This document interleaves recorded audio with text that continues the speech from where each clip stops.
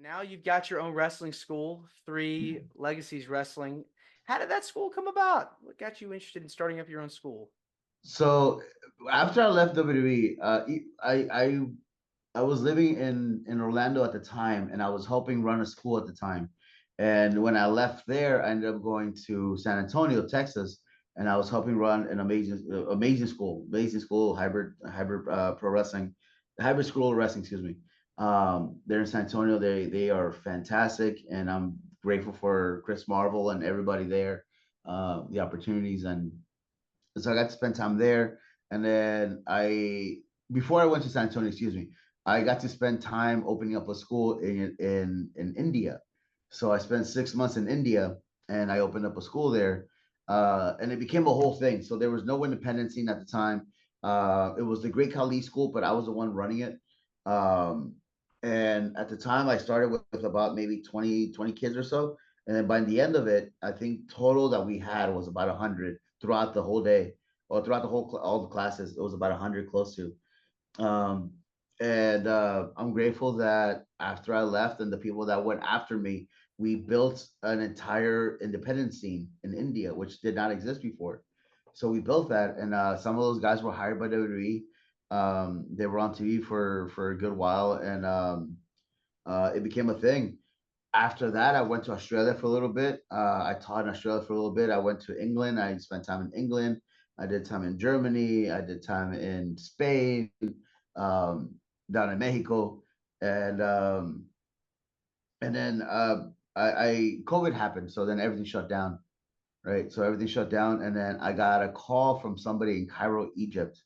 So then I went to Cairo, and I spent almost a year, close to a year in Cairo, um, trying to open up a school. But unfortunately, because of COVID, it was a constant start, stop, start, stop, start, stop. Mhm. So as bummed out as I am that it didn't come to where I wanted it to, there's still a huge, rich wrestling love and passion over there that I wish, if given the opportunity, either myself or somebody that I can trust that can go out there and then make it happen. Because there is a huge market for that over there. All that whole Arabic Middle side of the East. world has so much passion and love for it, as has been very evident when WWE goes over there.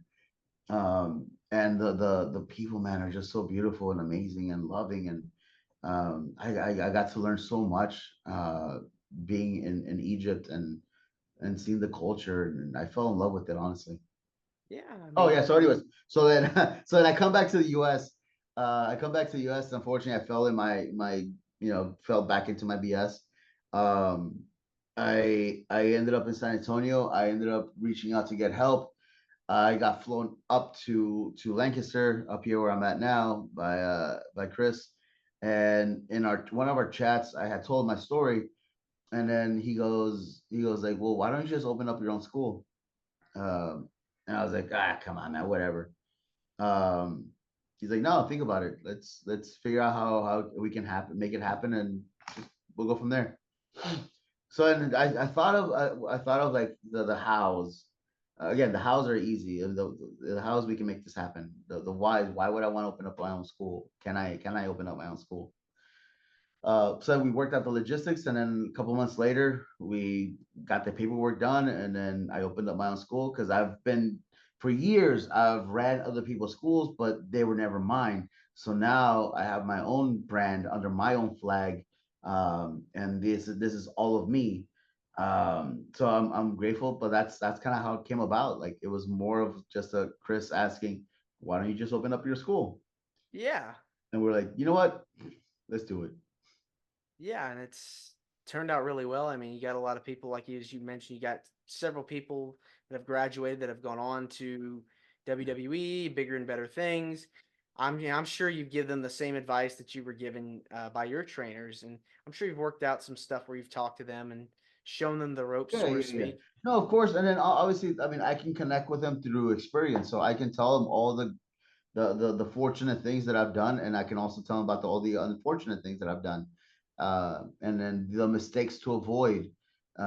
There's a lot of stuff that I didn't understand about our parents until I don't have kids that I know of, but so I don't have my own kids, but I have kids, so I have a whole bunch of them. I have like 20 some of them here, Um, so I didn't understand this about our parents, why they would try and bull guard or like, tell us not to do certain things. They would tell us, "Hey, don't do that. Don't be stupid." And then we would go, well, what do you know? You're old. No, yeah, that's why, because they've already experienced it. Hmm. So they've already experienced a lot of stuff in their lives that are going to be similar to experiences that we're going to experience.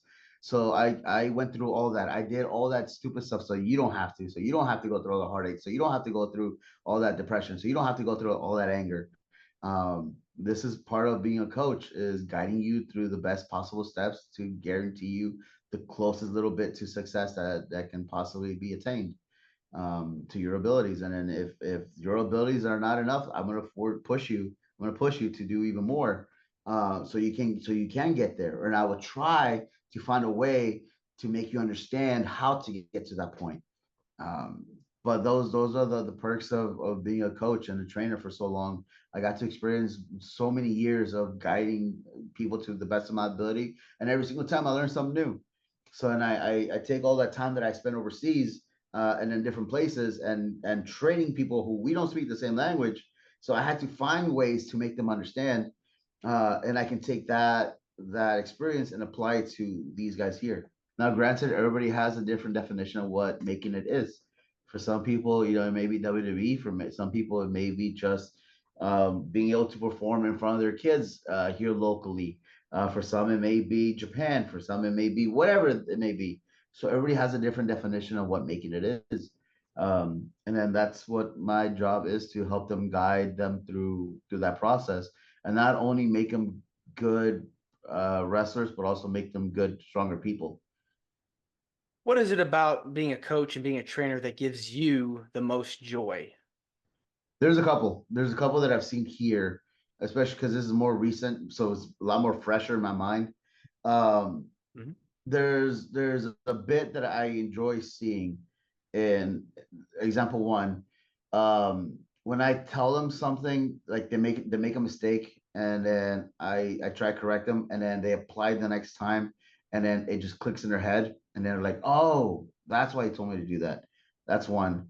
Um, when when I hear them, when I hear the more experienced students uh, teach stuff to the newer kids, and then I can hear them and I can hear me and them. So they repeat stuff that I said to them, and then you can see that it clicks into the newer student's head. So those are moments of like the haha, that makes sense. So when that light bulb turns on people's heads, that to me is beautiful. Um, Another one too that's it's super proud dad moment is when some of these guys, and then the girls, they go out and they wrestle somewhere else, and then I'll get like a message back from the promoter that they had worked with. They're like, "Hey, man, they're very respectful. They're good kids. They helped, and you're doing a good job over there." So because ultimately they're also a representation of myself too. So that's a huge proud moment when I feel, all right, those are my kids, and I'm proud of them, and they're gonna go a long way, so long as we just keep them on the right path. Um, but they have that respect of the business, and they have that respect for themselves. Um, those are very proud moments, honestly.